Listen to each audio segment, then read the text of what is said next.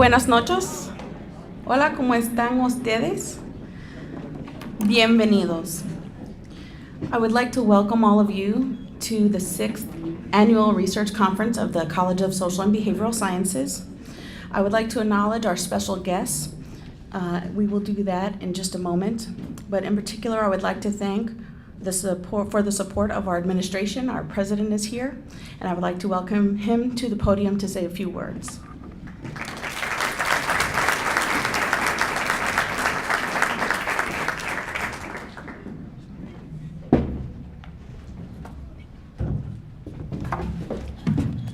Bienvenidos a todos esta noche. Es un gran placer de tenerlos aquí con nosotros. Welcome to everyone tonight. It's a real pleasure to have you here. It's an honor to have you here at this important research event. I especially want to say thank you to the Mexican Consulate, to Deputy Consul Magdalena DIAZ. It's a pleasure to have you here and to be with us tonight.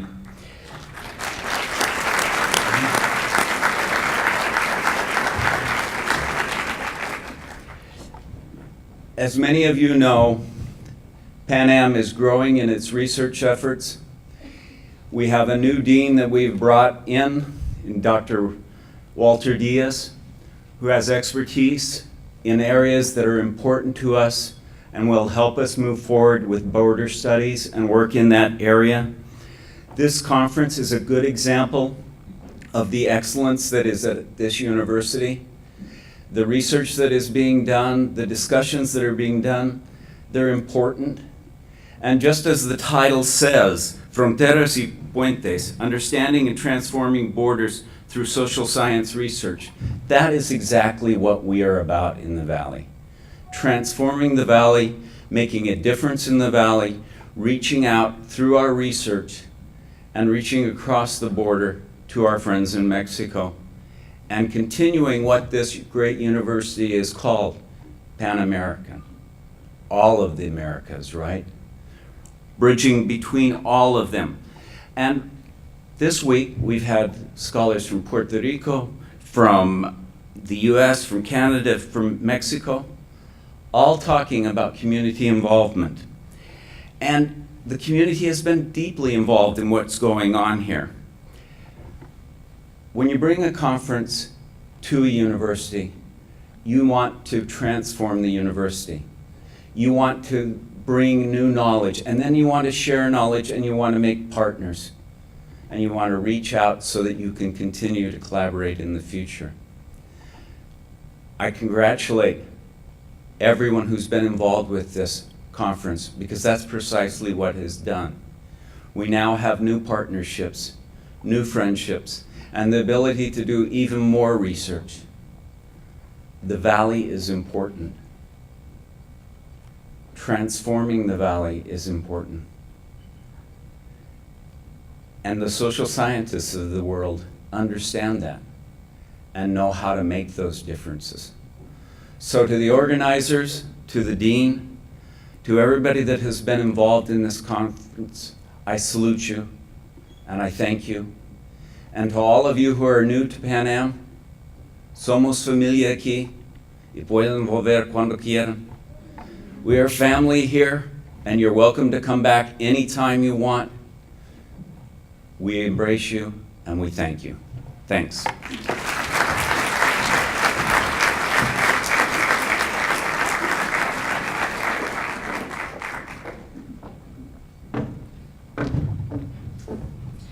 We didn't want to have to make you wait for your food, so we will be eating next. We'll be served in just a moment, and as we are eating, we will get to hear the musical talents of UTPA Mariachi. Thank you.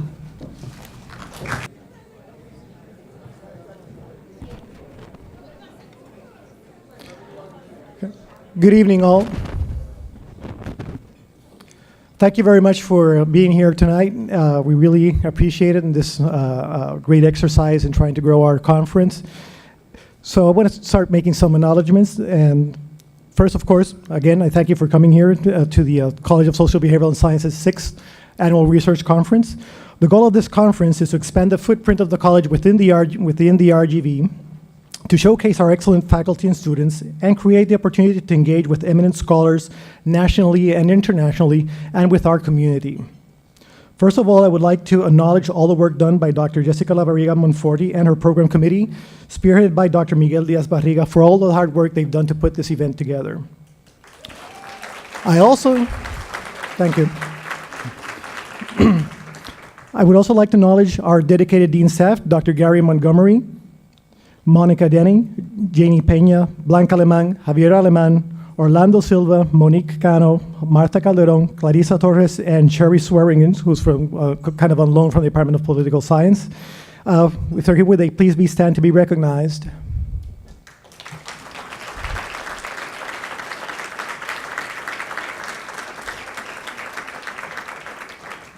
Also, Nick Weimer, Dr. Sandra HANSMANN, Dr. DeJun Su, Drs. Danica Brown and Ken Buckman from SEAL, Ms. Susana Chapa, and the staff from Career Services, Martin Vaylor, our VP for Business Affairs, the Office of Community Engagement, the Department of Sociology, Mark Lacey, and the Alumni Office all provided invaluable support to our efforts. Last but certainly not least, we would like to recognize our President, Dr. NELSEN, Provost Rodriguez, and all our honored guest speakers and invited guests for being here tonight. Thank you so much. I'd like to call Jessica over.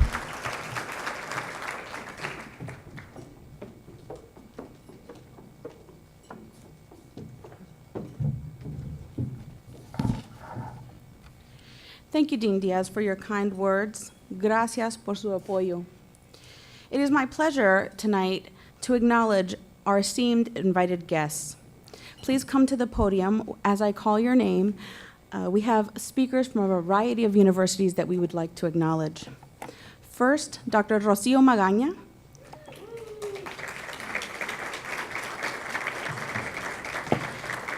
She received her PhD from the University of Chicago in 2008 and is coming to us from the Department of Anthropology at Rutgers University.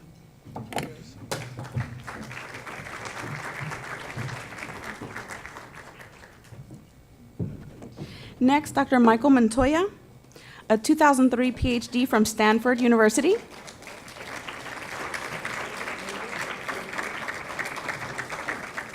Who is currently in the Chicano Latino Studies and Anthropology Department at the University of California, Irvine.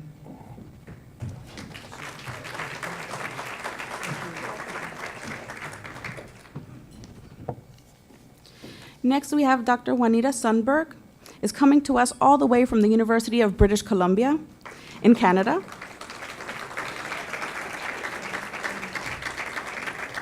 Where she's in a Department of Geography. The work that she's presented at this conference focuses on feminist geopolitics. Very interesting topic.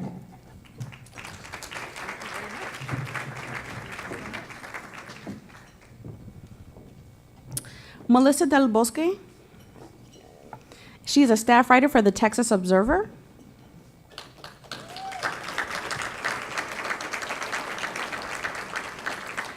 Ms. Del Bosque holds a master's in journalism from UT Austin and an MPH from the University of Texas A&M.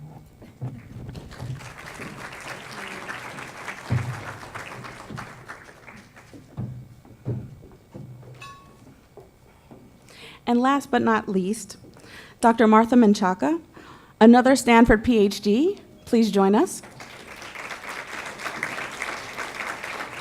She's a professor of anthropology at the University of Texas at Austin and an eminent scholar among us.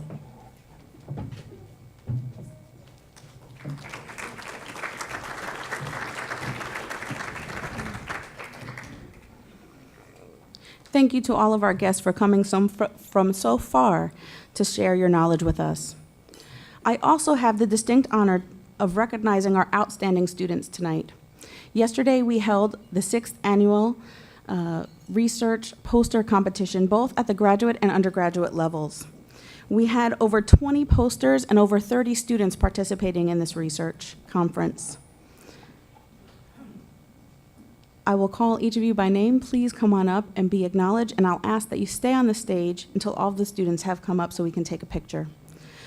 First, in the graduate student competition, the first award and first place goes to Alejandro Hoyos for his poster on drug cartel recruitment on Mexican-American youth in South Texas.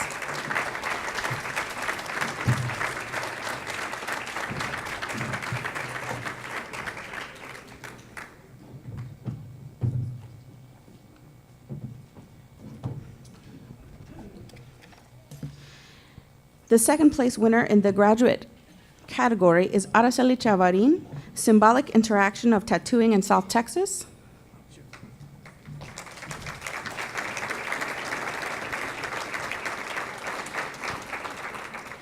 Ms. Chavarin could not be here tonight because of her children's birthday party, so accepting on her behalf is Dr. Rajput from the Department of Sociology.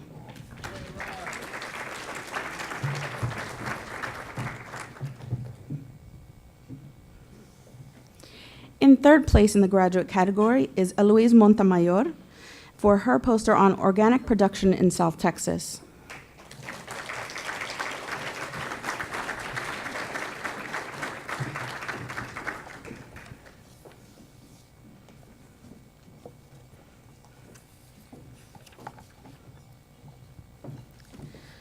Now moving on to the undergraduate category. In first place, we have a poster by a team, Megan Sosa, Joanna Espinosa, and Dr. Darren Rogers. Please come up and be recognized.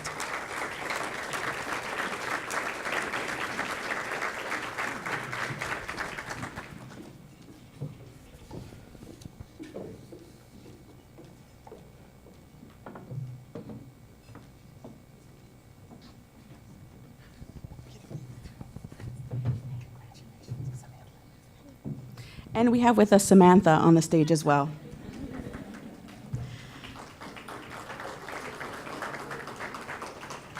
In second place, we have another team of undergraduates, Alejandra Ramirez, Miriam Rodriguez, Nancy Rodriguez, and the title of their poster is Classroom Practices of Faculty Perceptions of Culture. Please come on up and be recognized.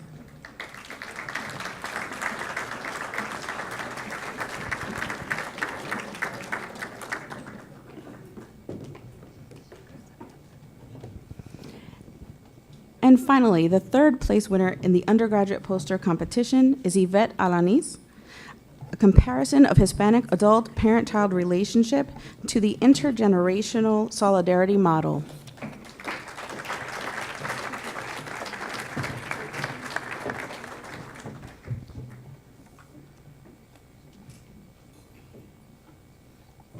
That we have so many talented students really speaks to the strength of our college. I would like to congratulate these students on their outstanding research efforts, and I would also like to have a round of applause for the faculty who helped them do such excellent work.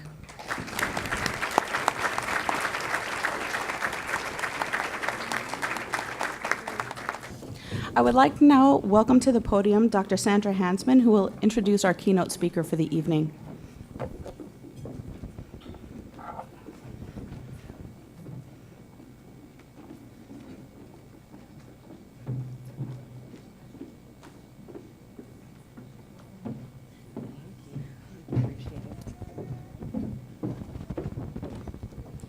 Good evening. I'm Dr. Sandy HANSMANN, and I am an associate professor in the Department of Rehabilitation and the director of the Global Security Studies and Leadership program in the College of Social and Behavioral Sciences. On behalf of the college and Global Security Studies and our conference organizers, it's my pleasure to welcome you all to the Dr. Pamela Starr portion of An Evening with Dr. Pamela Starr. Pamela Starr is director of the U.S. Mexico Network at the University of Southern California. She's an associate professor in public diplomacy and the School of International Relations at USC and a university fellow at the USC Center on Public Diplomacy. She came to USC from the Eurasia Group, one of the world's leading global political risk advisory firms, where she was senior analyst responsible for Mexico. Dr. Starr began her academic career as a visiting assistant professor at the University of California, Los Angeles, before moving to the Autonomous Technological Institute of Mexico, a private university in Mexico City, where she spent 8 years as a professor of Latin American political economy. Dr. Starr has held research positions in Argentina and Brazil, and at the Center for Strategic and International Studies in Washington, D.C. She's received grants and fellowships from the Pew Charitable Trusts, the Earhart Foundation, the Organization of American States, and the Woodrow Wilson International Center for Scholars. Dr. Starr is also an associate of the Inter-American Dialogue and is an active member of the Latin American Studies Association. Pamela is an active speaker, commentator, and author on Mexican politics, economic policy, security affairs, and foreign policy, as well as on U.S. Mexico relations and economic policymaking in Latin America. She's extraordinarily well-versed in the obstacles to effective policymaking in Mexico, the challenges and opportunities in U.S. Mexico affairs, and the interplay between political and economic developments in shaping policy in Mexico and Latin America. Dr. Starr has advised the U.S. Secretary of State, the U.S. Ambassador to Mexico, and other high-level officials from both Mexican and the U.S. executive branches, members of Congress, and the staff of the Foreign Affairs Committees of both the U.S. and Mexican Senates. Dr. Starr's research and writing focuses on two main topics: contemporary Mexico, its politics and policymaking, foreign policy and relations with the U.S., and the politics of economic policymaking across Latin America. Based on this research, Dr. Starr has given talks throughout the hemisphere to a wide range of audiences, including the World Economic Forum, the IMF, the Inter-American Development Bank, the U.S. Department of State, and tonight she is the honored guest of the communities of UT Pan American and the Rio Grande Valley. Please help me give a very warm Rio Grande Valley Bronx-style welcome to Dr. Pamela Starr.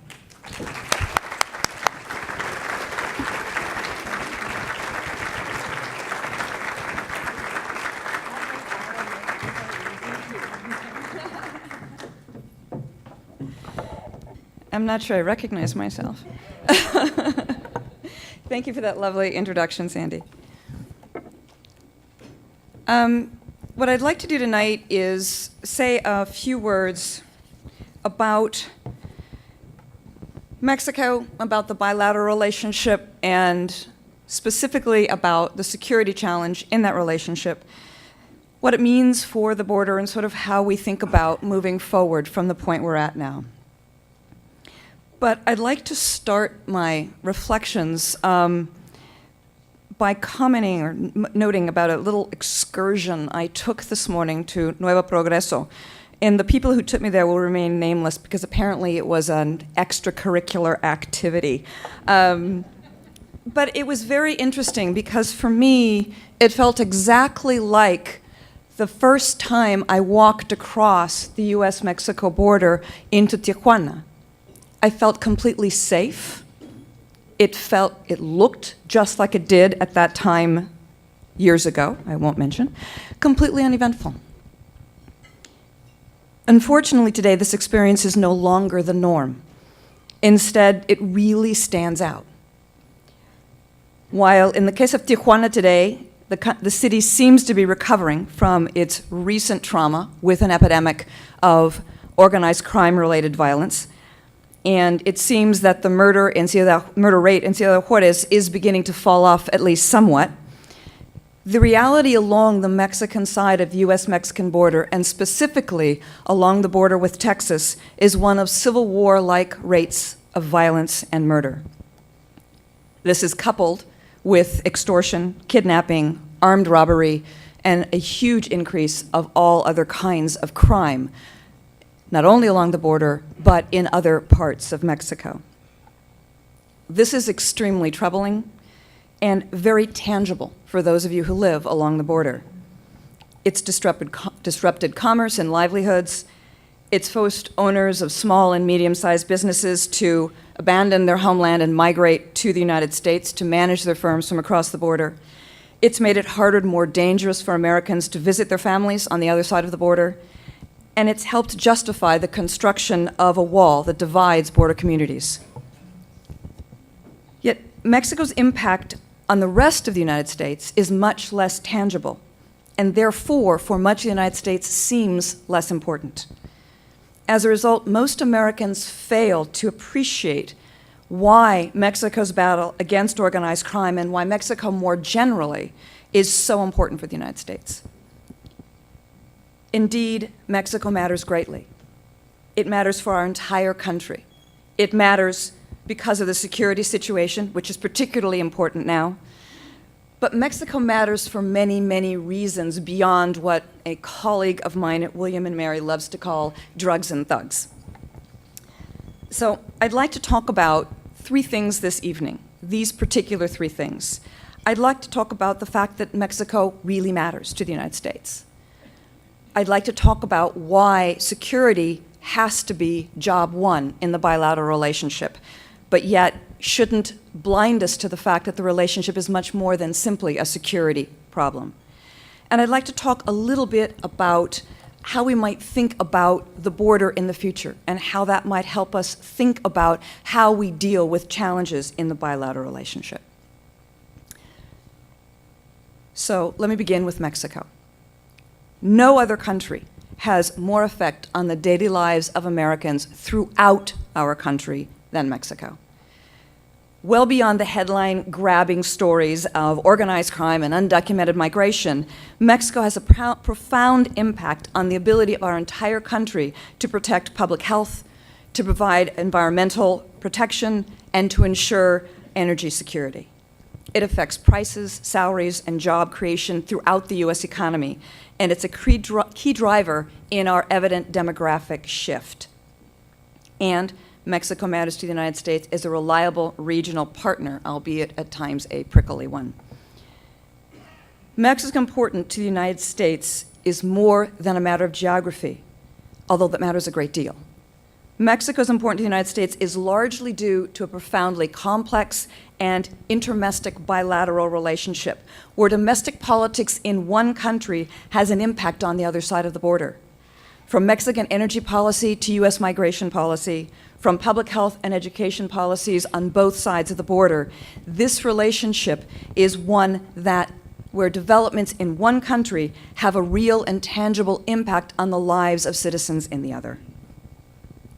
As Robert Kaplan of the political risk firm Stratford recently argued in one of his updates that the deputy attorney, the consul general at the Mexican embassy let me get this right. The charge d'affaires of the U.S. embassy in Mexico City sent to me and sent to his entire email list is that Mexico, alongside China, will help write the American story for the 21st century. The problem is in the United States, most people don't recognize that. It's obvious here on the border, but it's not obvious for those who don't live near the border.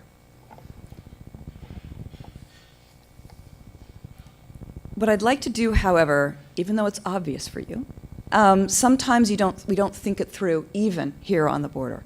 So let me just delineate three things that I think we need to keep in mind. And keep in mind in particular because I don't want us to get wrapped up in the idea that this relationship is all about drugs and thugs. Just a couple of points about our economic integration. The United States is Mexico's #1 export partner, #1 export market. Mexico is the #2 export market for the United States, for the entire country. The two countries have extensive production sharing. In old days, we called this vertical integration.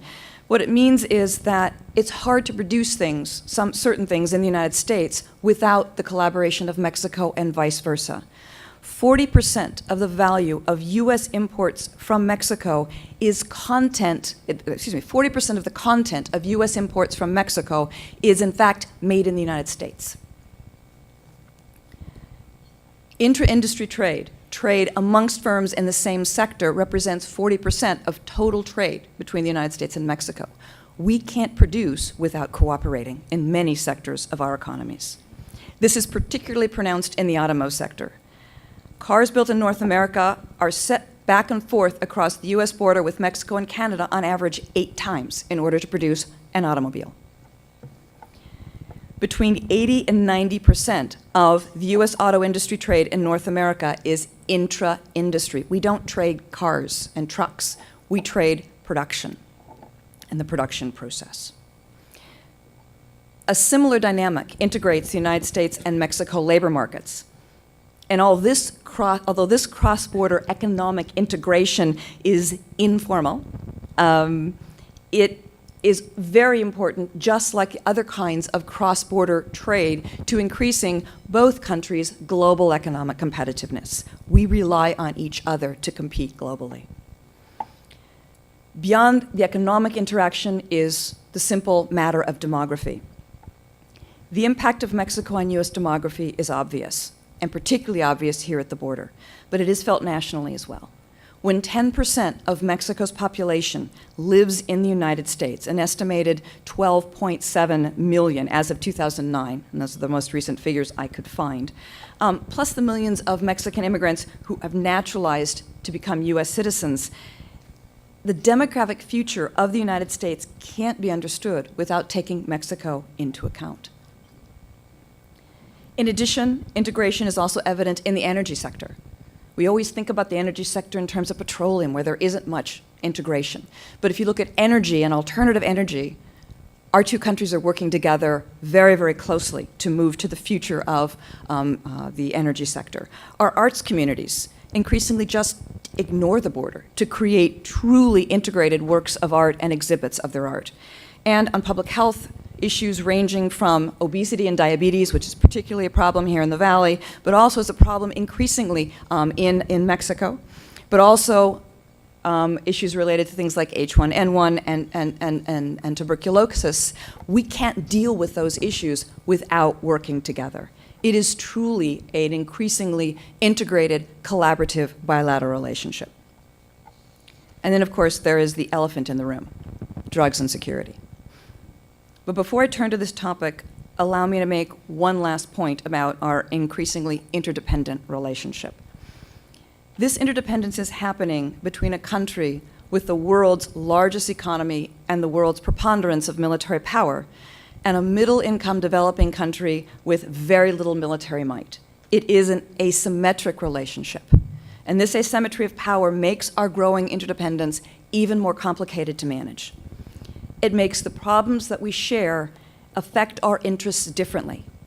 It makes the opportunities before us seem somewhat different on both sides of the border. And it makes Americans a bit arrogant toward their southern neighbor, and it makes Mexicans a bit mistrustful of their northern neighbor. This relationship, as the Mexican ambassador Arturo Sarrocan is fond of pointing out, is unique in the world. And it is inevitably one that produces a multitude of problems and of opportunities. So let's now turn to the problem that currently dominates thinking about the bilateral relationship, specifically here on the border, the issue of security. While this is far from the only issue of importance in the bilateral relationship, it currently permeates everything in the bilateral relationship. We really can't do much in terms of improving our economic relationship, of improving our cooperation on issues from energy to public health to the arts, if we don't deal with the security issue. So job one has to be dealing with Mexico's organized crime problem. So what is the situation in Mexico? We've all heard the news, read the stories about the dramatic rise in violence and crime in Mexico. A dramatic rise not only in the number of individuals murdered every year, totaling over 50,000 since the December 1st, 2006 inauguration of President Felipe Calderón, but also the brutality of the murders. The murder rate in Caracas it's about the same as it is in Juarez. But the murder rate in Venezuela is much higher than the murder rate in Mexico. The murder rate in Brazil is about the same. Why do we hear about Mexico? Well, partly it's because it's next door, because the violence is happening on the border, but also it's because of the profound brutality of the violence and the penchant of Mexican organized crime to publicize the brutality of their actions.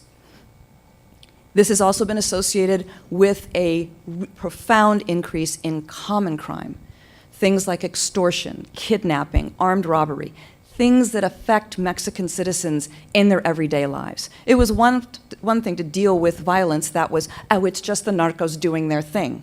Now it's individual citizens constantly worried about their well-being and the well-beings of their families. Second, we know that the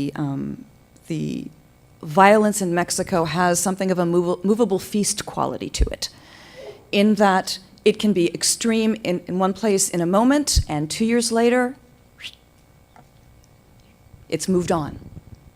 Very common to see that in Mexico. Suddenly, it pops up in places that it didn't exist before. And there are big portions of the country where no problem.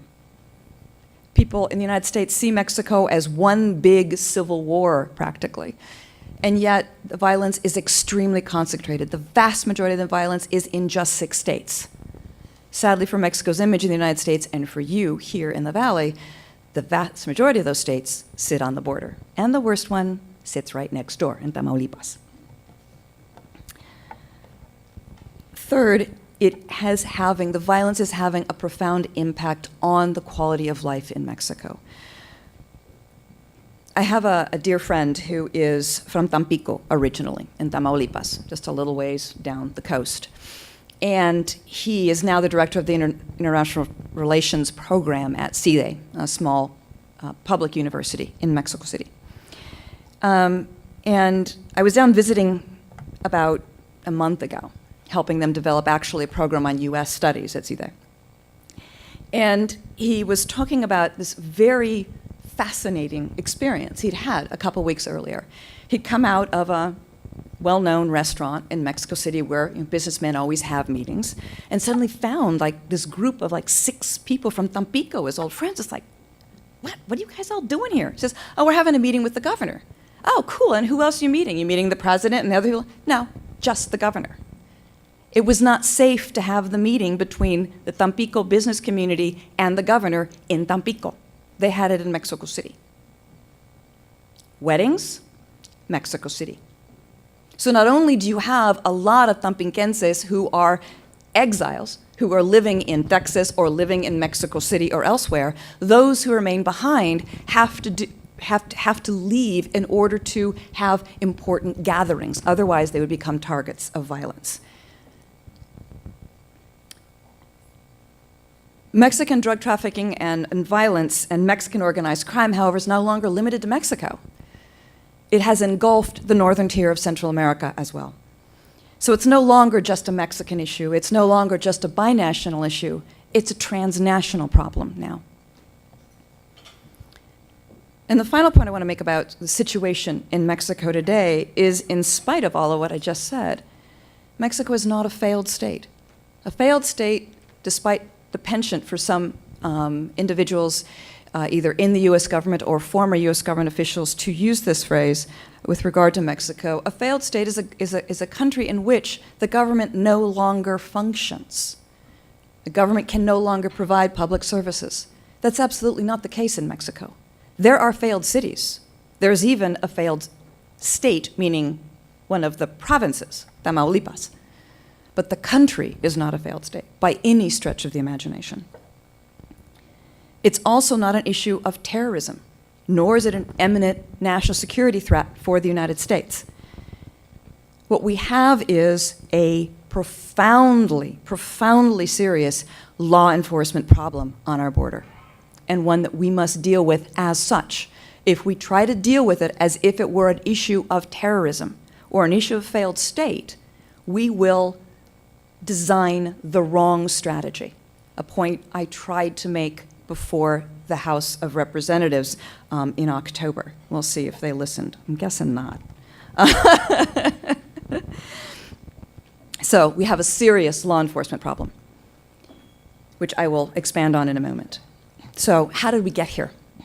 Because unless we know how we got here, you can't possibly begin to think about how we might solve the problem. You have to know what the problem is, but also how did we get here? What was the situation that President Calderón inherited? I'm going to make a long, complicated story as short and simple as I can. In the 1980s, the United States began an aggressive effort to stop the inflow of drugs into the United States through the Caribbean, particularly into Florida and the Florida Keys. I don't know if any of you have been to any of the Florida Keys, but they have this thing there called the square grouper. Ever heard of a square grouper? That's what I thought. I was like, what the heck is a square grouper? It's a bale of marijuana that got thrown overboard from one of the fast boats when I think it was Customs, the what are they called? The Coast Guard, there we go. When the Coast Guard was catching up to them, the square grouper. The United States very, very successfully, and the Coast Guard working closely with the Navy, very successfully closed off that route for marijuana and cocaine to enter the United States. So it took a new route through Mexico.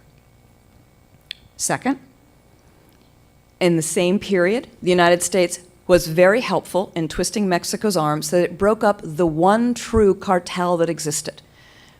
One individual who managed all drug trafficking in Mexico, all small drug trafficking organizations. He was arrested and thrown in jail. As a result, his cartel broke up and turned into multiple trafficking organizations which battled each other for trafficking routes. Their battles were not so bloody then as they are today, but the competition began then. In the 1990s, U.S. success helping Colombia deal with their organized crime problem, dealing with their drug cartels. Broke up the Medellin and the Cali cartel from large organized crime entities that threatened the security of the Colombian state into small criminal gangs. But the small criminal gangs could no longer manage a global cocaine trade. But the Mexican cartels could. So control of the global cocaine trade transferred from Colombia to Mexico in the 1990s. Then, in the early part of this century, two additional fun things happened that had completely unanticipated consequences once again. Mexico democratized. All good. Except one of the key consequences of democratization in Mexico has been the dramatic weakening of the presidency, of the federal government, in part because you now have divided government. It's not as cohesive. It's harder to get things done. But the government was weakened exactly at the time that the cartels were growing stronger. And then we had 9/11. And as a result of 9/11, the United States aggressively tried to control its southern border to prevent terrorists from entering the United States from Mexico. Forget the fact that the only terrorists who've entered the United States from one of their land borders has been through Canada, but that's another story. Our fear was particularly on the southern border, believing that Mexican law enforcement would not be able to prevent, potentially would not be able to prevent such an incursion. But as we tightened up on the border, another unintended consequence. It became harder and harder to get drugs across the border on the uncontrolled areas of the border. So the ports of entry became much, much more valuable. And because now there were only a handful of ways to get the product into the United States, the cartels began to fight hammer and tongs over those ports of entry. Then there are other stories about, one cartel leader taking the other's brother's son out, and then it became a blood feud. But those simply are the basic lines of the origins of the rise of drug violence and crime in Mexico at the time that Felipe Calderón took office in December of 2006. As the cartels began to fight each other more and more over territory, the violence, the murder rate rose in Mexico. As violence increased, it was increasingly obvious that Mexican, particularly municipalities, were having trouble dealing with it. And a handful of municipalities by 2006 were completely controlled by various organized crime entities. It was in this circumstance that President Calderón decided that he had to do something. This is when he began his war on drugs. Within days of taking office, he ordered the federal police and the military into the state of Michoacán in order to deal with what was at that point one of the most profound pockets of violence and brutality related to organized crime in Mexico. Unfortunately, President Calderón's strategy was flawed and it was poorly implemented. The core flaws were two. First, the logic was to do exactly what the Colombians did, but they were doing it in a place that was not Colombia. The Colombian strategy to break up large organized crime syndicates that were a threat to the Mexican state into small gangs that became a law enforcement problem seemed to make great sense, except for one little problem. Unlike Colombia, Mexico did not have the well-trained, equipped, and efficient police forces that could handle the new gang problem. It fell to local police, and the local police are amongst the weakest link in Mexican law enforcement. They are very poorly paid, very poorly trained, poorly educated. They have no esprit de corps. They're poorly armed. They're outmanned and outgunned. There's nothing they can do. So the rational decision of any mayor is to say, okay, I'm with you, which is what we saw happening in city after city in the areas where organized crime was strongest in Mexico. But the government, because it didn't notice this flaw in its strategy initially, didn't put a lot of attention initially into building law enforcement capabilities at the state and local level.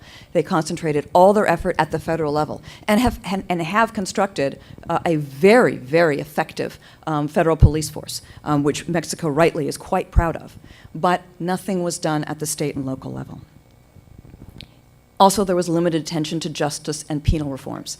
Again, a shortcoming that the administration recognizes now and are trying to correct. But without a decent judicial system, you can't send criminals to jail, and without a decent penal system, you can't keep them from managing their businesses from jail or from low-level offenders to becoming hardened criminals. But the strategy was also flawed in its implementation. There are two things in particular here that were a problem. First, the government initiated the strategy without understanding its enemy. It had no real intelligence on organized crime. We still don't have great intelligence on organized crime. Unlike Colombia, Mexico did not have counterintelligence operatives within organized crime syndicates that could tell them what was going on. The success of the Colombians had more to do with their counterintelligence operations than any police or military operations against particularly the Cali cartel and, even more importantly, against the FARC.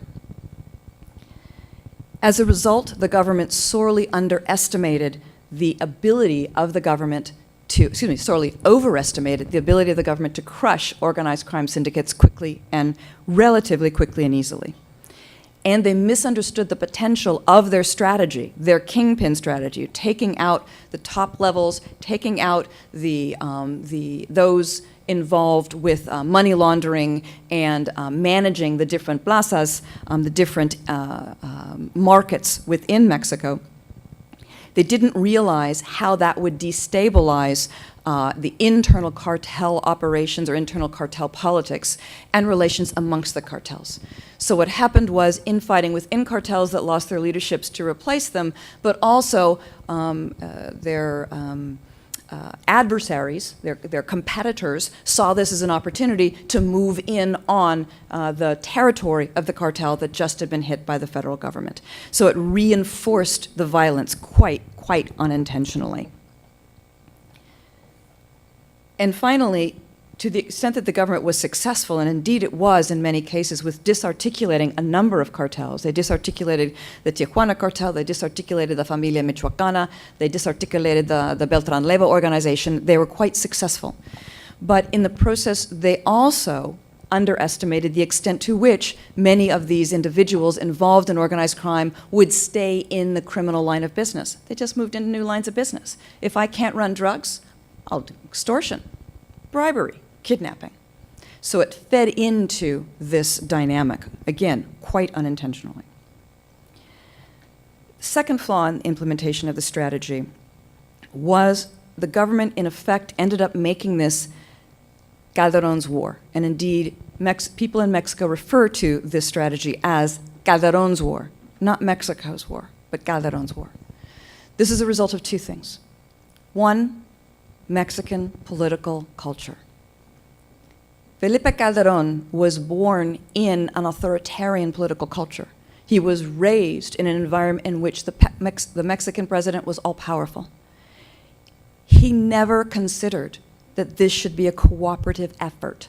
He knew that the federal government was the only entity that could deal with organized crime. He misunderstood the circumstance, the political circumstance in which he operated. So he did not try to develop alliances with governors, with mayors.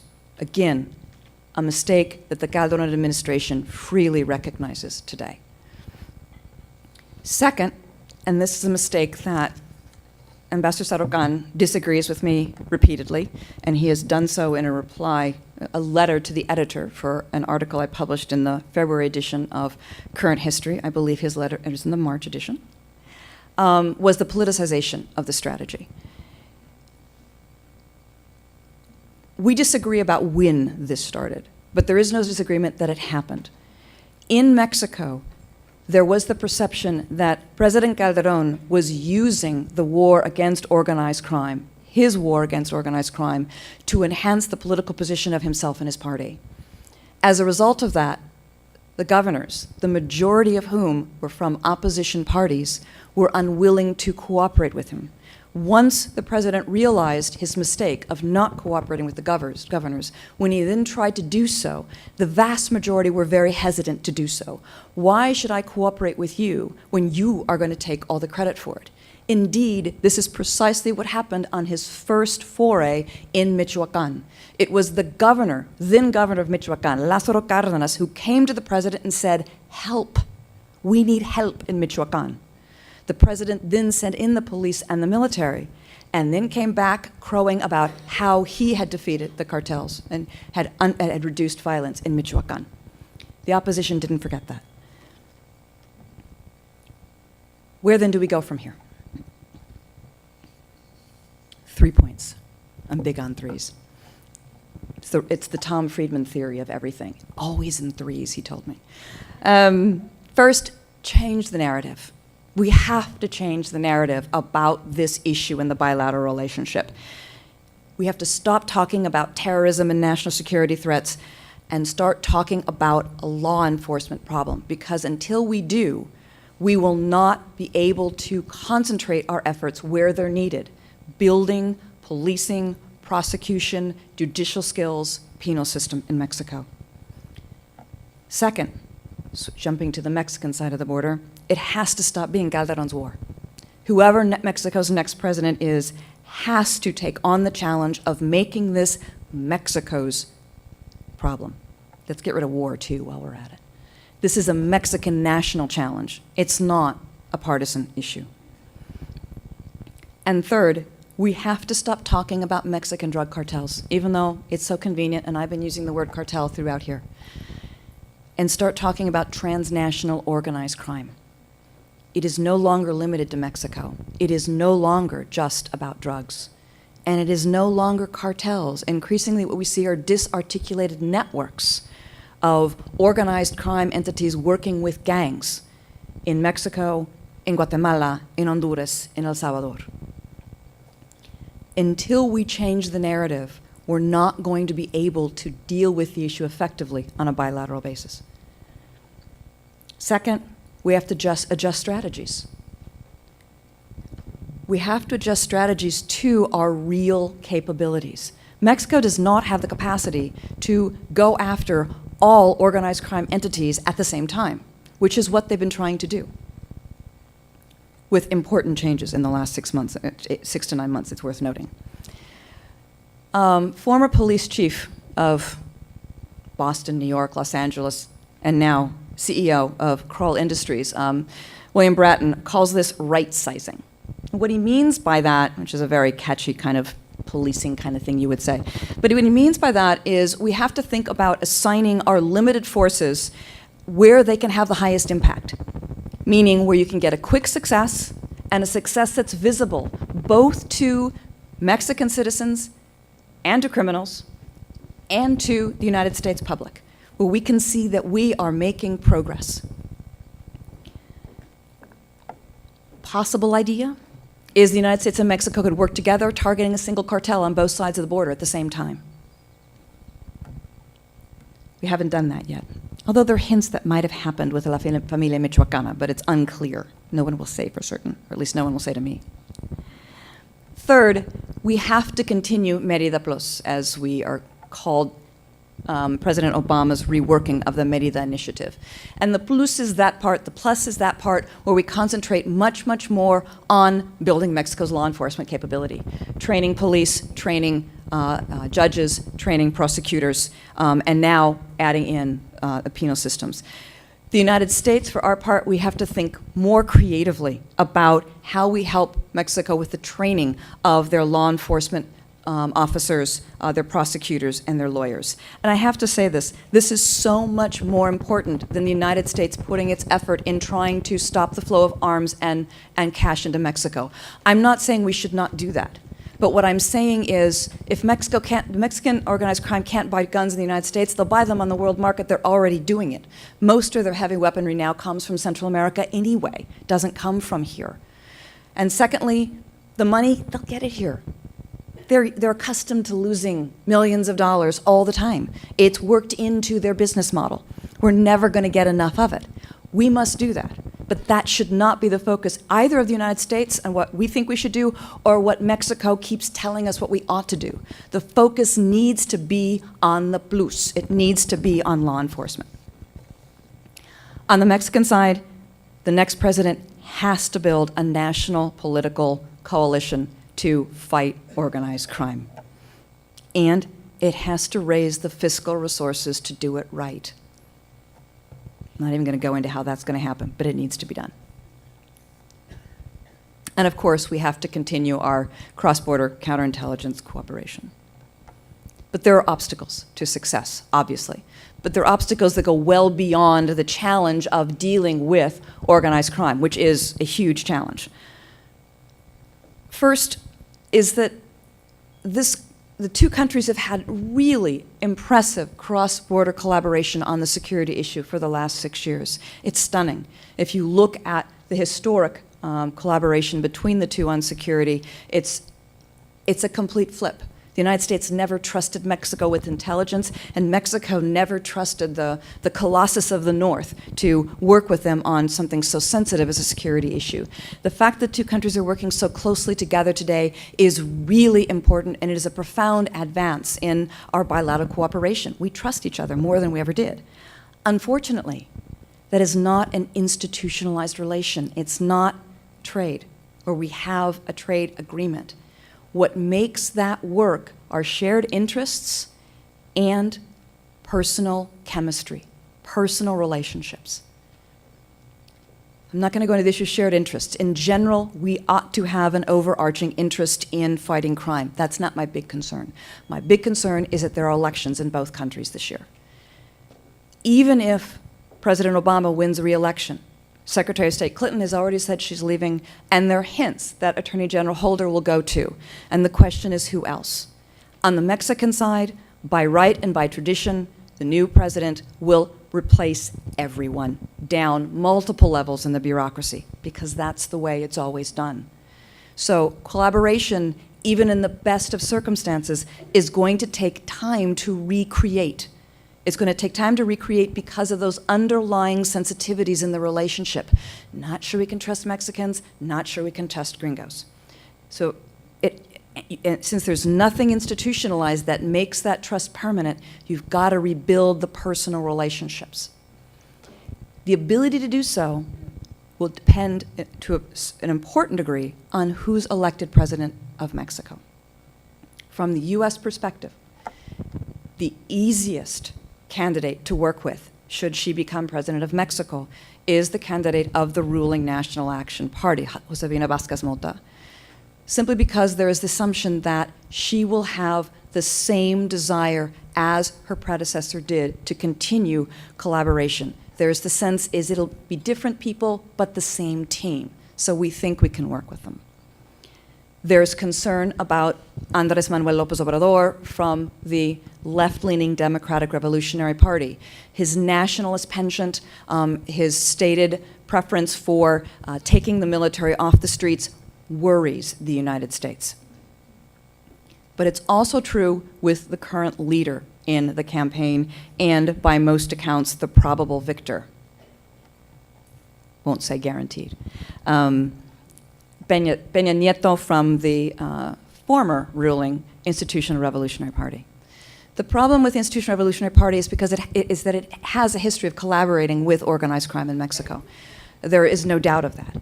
And there is a concern in the United States about the likelihood that that has continued in this party and that it could continue under a Peña Nieto presidency. The United States will be watching Tamaulipas very, very closely. We are currently investigating 3 former governors of the state because of their potential suspected ties to organized crime. And it seems unlikely that the current governor isn't at least accommodating organized crime. You don't survive in Tamaulipas without doing that. So will a Peña Nieto presidency be willing to fight organized crime in Tamaulipas? And does that mean he also has to go after the governor of in his own party? The United States will be watching Tamaulipas. In addition to elections, the polarization in the United States, and particularly in the US Congress, doesn't help. Even the most rational things don't get done in the US Congress today. Because why should I help the president from the other party? Why should I help my colleague? There isn't the trust across the aisle that there used to be. Everything's polarized. And in that environment, Mexico is a political football. And finally, cross-border perceptions. The U.S. sees Mexico in the main as a less developed, a corrupt, and now an unsafe place. And meanwhile, Mexico sees the United States as an overbearing neighbor that often imposes its will on Mexico. These perceptions are historic, and they're constantly reinforced. Most recently, the U.S. perception of Mexico was reinforced by the Monterrey prison break, in which 44 prisoners, there are more than that, how many prisoners escaped, but in the process of escaping, they managed to murder 44 members of I believe it was the Zetas who escaped, and they murdered 44 members of their rival Gulf cartel, with the very clear collaboration of the prison authorities. Simply reinforces in the mind of the United States that Mexico has a huge problem with corruption. Can Mexico be a trusted partner? Meanwhile, on the Mexican side, there's that thing called Fast and Furious, where the United States undertook a very risky arms trafficking operation, first, without the capacity to carry it out, that was brilliant, but also without not only not collaborating with, but even informing Mexico that we were undertaking an operation that could send arms into Mexico. That only reinforced Mexico's worry that the United States at the end of the day will act unilaterally and will protect its perceived interest and damage Mexico in the process. So, a lot of obstacles to cooperating. Let me make 2 final points. This relationship obviously is not just about security. Security is job 1, but it's not the only job. We cannot lose sight of the other issues in the bilateral relationship because of security. We can't allow a severe problem in this area to distract us from the other areas where cooperation is equally essential. We cannot allow the bilateral relationship to be hijacked by a single issue, this issue or any other issue, as migration did in the past. And lastly, we need to rethink how we understand the border. In thinking about the security situation, we think of the border or other cross-border issues. It's important to always keep in mind what Washington has a real trouble keeping in mind, is that borders can never be impermeable. There is absolutely no way we can prevent all drugs, all undocumented migrants, all contraband, all threats from coming across any of our land borders. And as long as we think it is possible that security only happens on the border, we're setting ourselves up for failure. It's a totally impossible task. Second, the border has always been 2 things. It's always been the place where our 2 countries come together and therefore a microcosm of the broader bilateral relationship.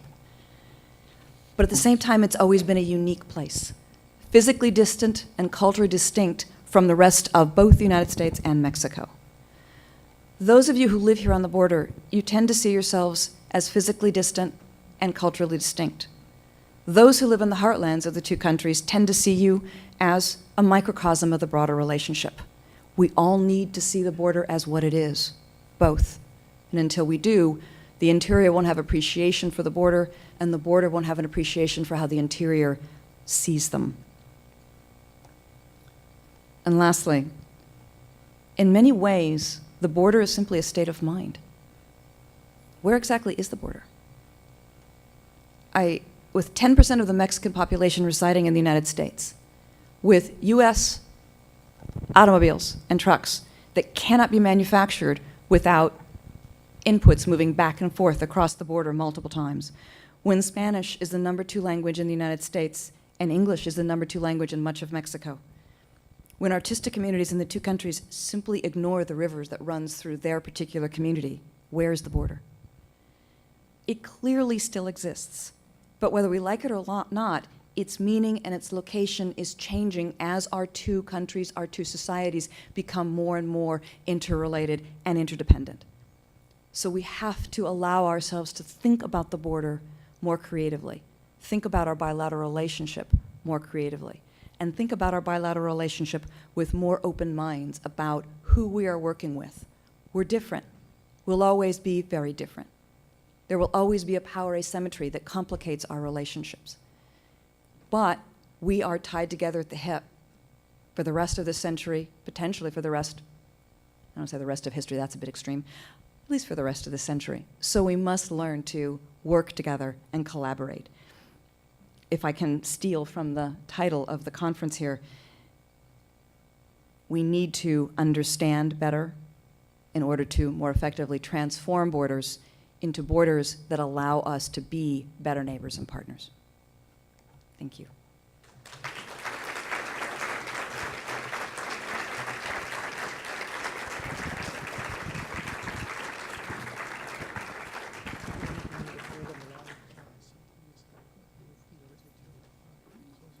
Oh, okay.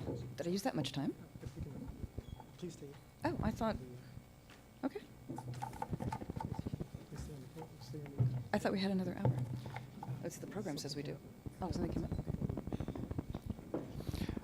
Good evening, all. Thank you very much, Dr. Starr. If you can please stay on the stage for a moment. I would like to call up Dr. Javidan Rodriguez, our Vice Provost, our Provost and Vice President for Academic Affairs, to give some closing remarks. Thank you very much.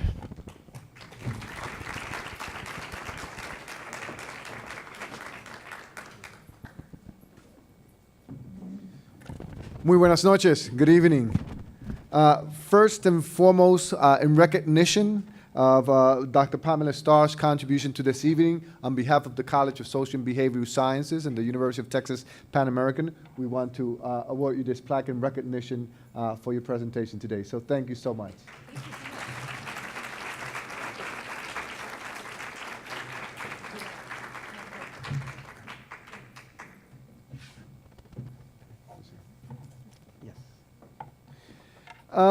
Let me, I know it's Friday night, how we say, and I'm from another border, Puerto Rico, and we say Viernes Social, so I know everybody wants to go out there and socializar. So in order to do that in an expeditious manner, let me just give some closing remarks. In closing this conference, let us be reminded of what has been accomplished during these past couple of days. Fronteras y puentes, understanding and transforming borders through social science research. The role, contributions, and the impact of the social sciences in these initiatives are critical.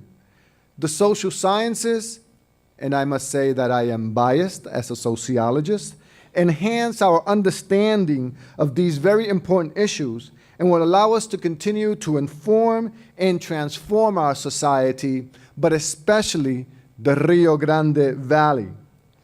Let me provide you with some important highlights from this two-day conference. Approximately 30 students at the graduate and undergraduate level, and faculty engaged in research and shared their work through the poster session. And you saw some students being recognized this evening. More than 75 members of our student body and faculty participated in an exchange of their research and their experiences through panel presentations across more than 10 disciplines and 4 colleges at UT Pan American. More than 50 community members earned continuing education credits in the legal and healthcare fields.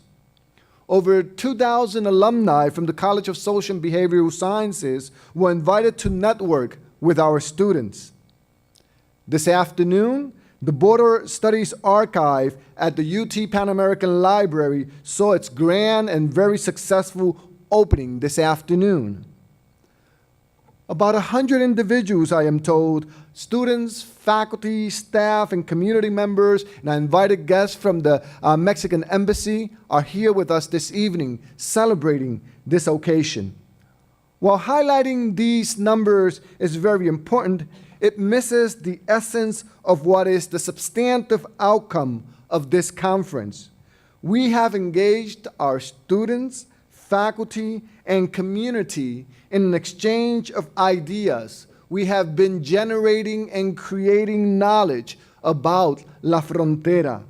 This is part of a larger initiative within the University of Texas Pan American to solidify its place as the premier research institution in the region, while also staying true to the mission of the University of Texas of Pan American, which is collaboration and community engagement, particularly with the Rio Grande Valley. I should highlight that there are a number of initiatives that we are developing across the institution to expand and enhance the role of UT Pan American in developing excellent academic and research programs with a focus on border and transborder issues. We have the faculty, the expertise, and the leadership to develop successful national models in this area. The College of Social and Behavioral Sciences, as well as other colleges across the institution, will play a key leadership role in this area, and we will be successful. You also heard that 6 high-quality scholars from across the hemisphere shared their knowledge and expertise with our campus and larger community throughout these 2 days. However, although the dean recognized a number of people, faculty, staff within the college, and students that made important contributions and were responsible for the success of this initiative, we should continue to recognize clearly the dean of the college, Walter Diaz, and all the staff in the college, the faculty and staff that really made this conference a very successful one. Finally, I want to thank all of you for being here this evening. Again, our friends from the Mexican Embassy, thank you for being here with us this afternoon. To the friends of our community in the Rio Grande Valley, thank all of you. Thank you for being here with us this evening and sharing your time. We look forward to continuing to engage our community in very important initiatives at UT Pan American. So we look forward to continuing to expand and enhance our relationships throughout the Rio Grande Valley with our partners in Mexico and throughout the United States. So once again, muchísimas gracias y muy buenas noches.